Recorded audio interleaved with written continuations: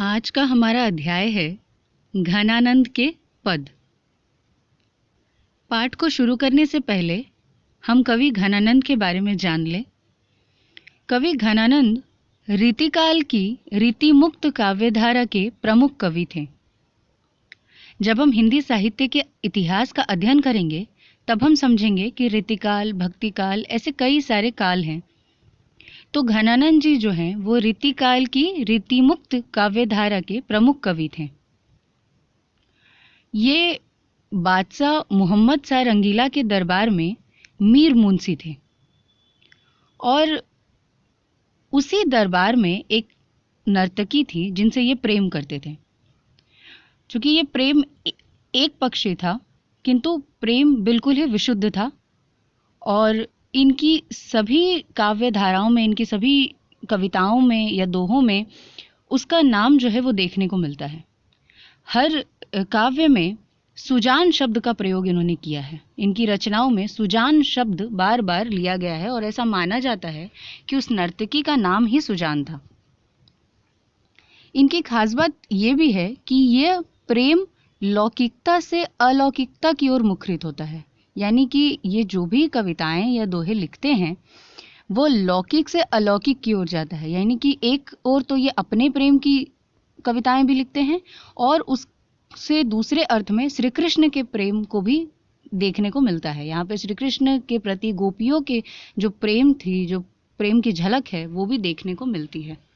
इनकी प्रमुख रचनाएं हैं सुजान सागर, विरह लीला, सुजान हिति, प्रेम सरोवर, प्रीति पावस आदि।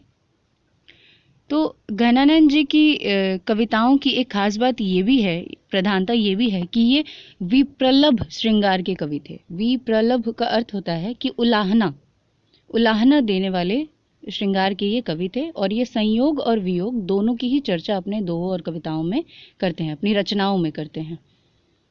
तो पद की शुरुआत कुछ इस तरीके से होती है। भोरत साँझ लो कानन ओर, निहारती बांवरी नीकु नहारती, साँझ ते बोर लो तारिनी ताकी वो, तारिनी सो इकतार न टारती। जो कहूँ भाव तो दियु परे घन आनंद, आंसुनी अवसर गारती, मोहन सोहन जोहन की लगी रहे, आँखिन के उर आरती। प्रस्तुत पद में घनानंद जी एक विरही नायिका का वर्णन कर रहे हैं, विरही गोपिका का वर्णन कर रहे हैं जो श्री कृष्ण की प्रतीक्षा कर रही है। श्री कृष्ण की प्रतीक्षा वो बिना पल के झपकाए शाम से सुबह तक, सुबह से शाम तक करती है और यदि कभी श्री कृष्ण उसे दिख जाते हैं तो श्री कृष्ण को देखकर वो इतना भाव विभोर हो उठती है, इतना खुश हो जाती है, प्रसन्न हो जाती है कि उसकी आंखों में आंसू आ जाते हैं। अब जैसा कि हम जानते हैं कि जब आंखों में आंसू आ जाते हैं तो सामने वाला व्यक्ति ठीक से दिखाई नहीं देता। तो ऐसा ही उस विरही नायिका के साथ भी हो रहा है। जब श्री कृष्ण उसके सामने आ जाते हैं और वो इतना भाव विभोर हो जाती है कि उसके आंखों में आंसू आ जाते हैं तो वो सामने रहते हुए भी श्री कृष्ण को देख नहीं पाती और कृष्ण के होने के बाद भी उसकी आंखें जो है वो तरस जाती है श्री कृष्ण को देखने के लिए। तो पंक्तियों में देखते हैं, भोर ते सांझ लो यानी सुबह से शाम तक, कानन और निहारती, कानन यानी जंगल की ओर, जंगल की ओर निहारती यानी देखती रहती है। कौन देखती रहती है? बांवरी नीकु नहारती, पगली यानी कि वो विरही नायिका। बांवरी जंगल की ओर देखती रहती है सुबह से लेकर शाम तक और नेकु नहारती मतलब बिल्कुल भी हारती नहीं है, थकती नहीं है। वो सुबह से शाम तक जंगल की ओर निहारती रहती है, देखती रहती है। किसे देखती रहती है? तो कृष्ण की प्रतीक्षा करती रहती है। साँझ ते भोर लो मतलब शाम से फिर सुबह तक, सुबह से शाम तो देखती ही है, फिर शाम से सुबह तक यानी रात में भी वो सोती नहीं है। क्या करती है?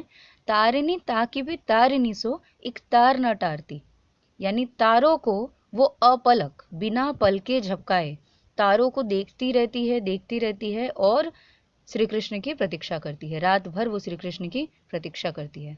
यानी कि वो जो विरही नायिका है वो सुबह से शाम तक जंगल की ओर निहारती है और शाम से सुबह तक फिर आकाश में तारों को निहारती है और श्री कृष्ण की प्रतीक्षा करती है। जो कहूँ भाव तो दियु परे घन आनंद, आंसुनी अवसर गारती। जो कहूँ यदि कभी उसे उसके प्रिय श्री कृष्ण दिख जाते हैं तो घन आनंद में, मतलब बहुत अधिक प्रसन्नता में, वो इतनी भाव विभोर हो जाती है कि आंसुनी अवसर गारती, कि उसकी आंखों में आंसू आ जाते हैं। और आंसू आ जाने के कारण क्या होता है कि उसे श्री कृष्ण दिखाई नहीं देते। मोहन सोहन जोहन की लागे रहे। मोहन यानी श्री कृष्ण, सोहन यानी जो सुंदर दिखते हैं, और जोहन का अर्थ है प्रतीक्षा। तो मोहन श्री कृष्ण जो बहुत ही सांवले सुंदर हैं, उसकी प्रतीक्षा में वो आंखें लगा के बैठी रहती है, लेकिन आंसू आ जाने के कारण वो श्री कृष्ण के सामने होने पर भी उन्हें नहीं देख पाती है। आखियन के उर आरती, यानी कि इसका अर्थ है आंखों में देखने की जो आशा है वो अभी भी जगी रहती है, मतलब इच्छा जो है, हृदय तक श्री कृष्ण के छवि को बसाने की जो इच्छा है वो उसकी जगी रह जाती है, क्योंकि वो देख ही नहीं पाती है। जब श्री कृष्ण नहीं होते तो वो श्री कृष्ण की प्रतीक्षा करती है, और जब श्री कृष्ण सामने होते हैं तो आंखों में आंसू भर जाने के कारण वो उन्हें देख नहीं पाती, तो ये प्रतीक्षा उसकी आंखों में रह जाती है। तो पहले पद में हमने देखा कि एक विरही नायिका किस तरह श्री कृष्ण की प्रतीक्षा कर रही है। दूसरे पद में अति सुधो स्नेह को मार्ग है, जहाँ नेको सयान बांक नहीं, तहाँ साचे चले तजी आपन नपो, झिझके कपटी जे निशांक नहीं। घन आनंद प्यारे सुजान, सुनो यहाँ एक ते दूसरो आंक नहीं, तुम कौंधो पाठी पड़े हो लला, मन लेहू पे देहू छटाक नहीं। दूसरे पद में घनानंद जी ने बहुत ही खूबसूरती के साथ उलाहना भी दिया है और अपने अलौकिक प्रेम का वर्णन भी किया है। इसका अर्थ निकालने वाले दोनों ही अर्थ निकालते हैं। कुछ का मानना है कि घनानंद ने इसे अपनी प्रेमिका के लिए लिखा है, सुजान के लिए लिखा है, और जो इसका पारलौकिक अर्थ निकालते हैं उनका मानना है कि ये गोपियों की तरफ से श्री कृष्ण को कहा गया है।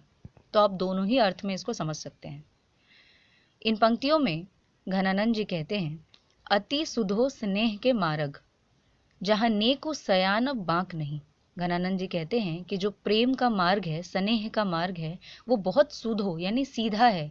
जो प्रेम का मार्ग है वो बहुत सीधा है, जहाँ नेको सयाना बांक नहीं।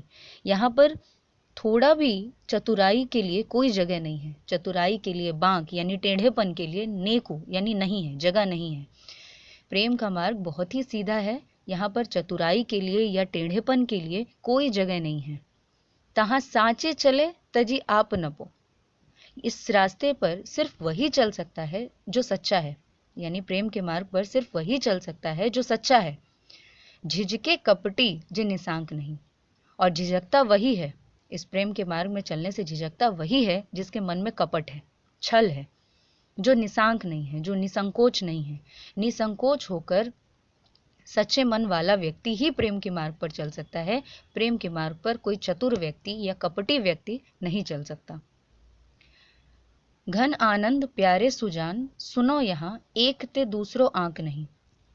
घनानंद अपनी प्रेमिका से कहते हैं कि सुजान सुनो, यहाँ पर प्रेम का एक ही रास्ता है, वो है सीधा रास्ता। सीधे तरीके से, निश्चल रूप से इसे पाया जा सकता है। इसका कोई दूसरा आंक, दूसरा रास्ता नहीं है।